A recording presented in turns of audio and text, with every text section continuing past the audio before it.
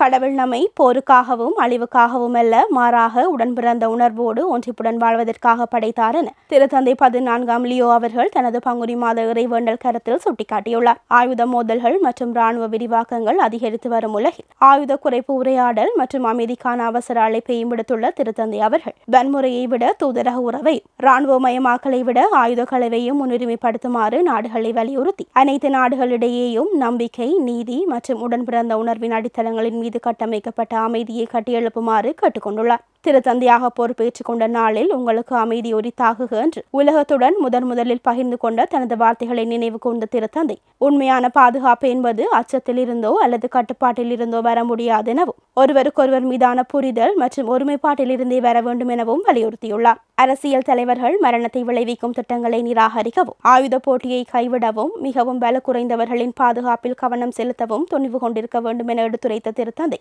அணு ஆயுதங்களை உறுதியாக நிராகரிப்பது ஆயுதங்களை களைவதற்கான அழைப்பில் அடங்கும் எனவும், மனித குலத்தின் எதிர்காலம் அணு ஆயுத போரின் அச்சுறுத்தலால் கட்டுப்படக்கூடாது எனவும் சுட்டிக்காட்டி, அமைதியை ஒரு உறுதியான நடைமுறை சாத்தியமாக்குவதற்கும் மனுக்குலத்தை பிளவுபடுத்தும் வெறுப்பு, மனக்கசப்பு மற்றும் அலட்சியம் ஆகியவற்றின் தடைகளை கடக்க வலிமையை அருளும்படியும் இறைவேண்டல் செய்தார்.